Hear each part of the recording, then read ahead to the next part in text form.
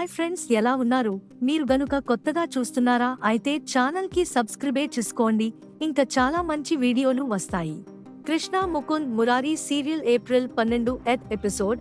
శ్రీనివాస్ ఇల్లుని అమ్మేస్తాడు. వడ్డీ వ్యాపారి ఇల్లు ఎందుకు అమ్ముతున్నారని అడుగుతాడు. మీ అమ్మాయి తిరిగిన ఇల్లు కదా, జ్ఞాపకంగా ఉంచుకోకుండా ఎందుకు అమ్మేస్తున్నారని అంటాడు. అమ్మాయి చనిపోయిందని పొద్దాక అంటుంటే శ్రీనివాస్ సీరియస్ అవుతాడు. నా ప్రేమ పట్టించుకోలేదు. ముకుందకు ఫోన్ చేసి విషయం చెప్పాలని చూస్తాడు. లిఫ్ట్ చేసి తండ్రి మీద అరుస్తుంది. అవసరం అయితే నేనే ఫోన్ చేస్తాను, అప్పటి వరకు చేయవద్దని చెప్పి తిట్టి పెట్టేస్తుంది. కృష్ణ హడావుడిగా ఏదో వెతుకుతూ ఉంటుంది. ఏం వెతుకుతున్నావని మురారి అంటాడు. తన మీద చిరాకు పడుతుంది. మురారి కృష్ణకి చక్కిలిగిలి పెడతాడు. వాళ్ళిద్దరూ సంతోషంగా ఉండటం ముకుంద చూస్తుంది. ప్రేమిస్తున్నానని చెప్పి ఎంత వెంట పడ్డానో అసలు పట్టించుకోలేదు. ఈవిడ కొంచెం చిరాకు పడితే చాలు, నవ్వించడానికి తెగ తంటాలు పడుతున్నాడని తిట్టుకుంటుంది. తల్లి కావాలని కోరుకున్న కృష్ణ తగలడంతో టేబుల్ మీద ఉన్న కొన్ని పేపర్స్ కింద పడిపోతాయి. వాటిలో భవానీ రాసిన లెటర్ కనిపిస్తుంది. నువ్వు అమ్మవి అయితే చూడాలని ఉందని భవానీ రాసిన లెటర్ చూసి తప్పకుండా తల్లిని అవుతాను, మనవడినో మనవరాలినో ఇచ్చి మిమ్మల్ని సంతోషపెడతానని అనుకుంటుంది. అత్తయ్యతో చెప్పి శోభనానికి ఏర్పాట్లు చేయించాలని అనుకుంటుంది. ఆ లెటర్ ముకుంద చూసి రగిలిపోతుంది. రేవతి కృష్ణని పిలుస్తుంది. ఇంట్లో సమస్యలన్నీ తీరిపోయాయి కదా అంటూ శోభనం గురించి ఇండైరెక్ట్ గా మాట్లాడుతూ సిగ్గుపడుతూ మెలికలు తిరిగిపోతుంది.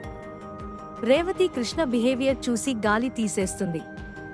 హాస్పిటల్ కి వెళ్లాలని అనుకుంటున్నావు కదా, వెళ్ళు అని రేవతి అంటుంది. మురారి నా బిడ్డకే తండ్రి. కృష్ణ కోపంగా అది కాదని సీరియస్ అవుతుంది. బుర్ర పెట్టి ఆలోచించండని అంటుంది.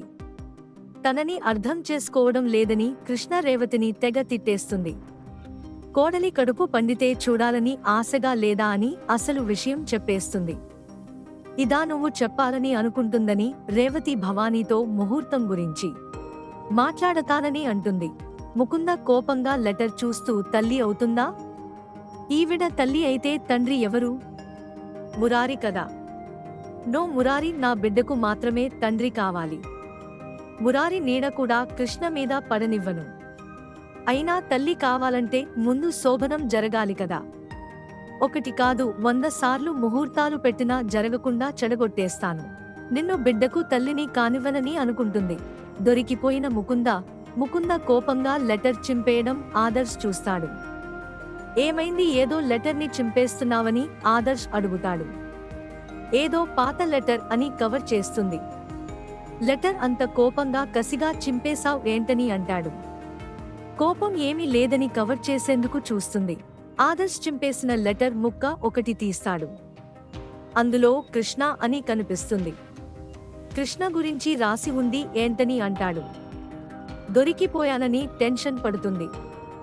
అది ముకుంద నాకు రాసిన ఉత్తరమని చెప్తుంది. ఈ లెటర్లో కృష్ణ గురించి రాసింది. తను చేసిన దురాగతాలన్నీ రాసింది.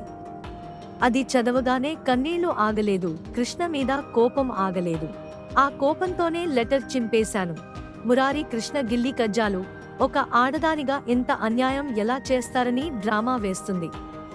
పాపం ముకుంద ఎంత నరకం అనుభవించిందో అది తట్టుకోలేక ఆత్మహత్య కూడా చేసుకుందని ఏడుస్తూ వెళ్లిపోతుంది. ఆదర్శ్ కృష్ణ మీద కోపంతో రగిలిపోతాడు. రేవతి భవానీ దగ్గరకు వచ్చి కృష్ణ వాళ్ల శోభనం గురించి మాట్లాడుతుంది. ముకుంద గురించి ఆలోచిస్తూ కృష్ణ తన జీవితంలో సంతోషం లేకుండా చేసుకుంది. ఇప్పటికైనా వాళ్ళని ఒక్కటి చేస్తే మనవడిని మనవరాలిని ఇస్తారని సుమలత అంటుంది. భవానీ కృష్ణ మురారి వాళ్ళని పిలవమని చెప్తుంది. కాసేపు కృష్ణ రేవతి పోట్లాడుకుంటారు. కృష్ణ మురారి కాసేపు గిల్లిగజ్జాలు ఆడుకుంటారు. అటు ఇటూ పరిగెడుతూ ముకుంద చుట్టూ తిరుగుతారు. తరువాయి భాగంలో ఇప్పటికైనా మీ గురించి మీరు ఆలోచించుకోండి. ఏ స్వార్థం లేకుండా నీ గురించి నువ్వు ఆలోచించుకోమని భవానీ కృష్ణకు చెప్తుంది. పంతులకు ఫోన్ చేసి ముహూర్తాలు పెట్టిద్దామని రేవతి అంటే అవసరం లేదని భవానీ అంటుంది. ముహూర్తం పెట్టిన ప్రతిసారి ఏదో ఒక సమస్య. ఎప్పుడో భార్యాభర్తలు అయిన మీరు ఈ రోజు నుంచి నిజమైన భార్యాభర్తలుగా మలుచుకోండని చెప్పడంతో కృష్ణ మురారి సంతోషపడతారు. ముకుంద కోపంగా చూస్తూ ఉంటుంది.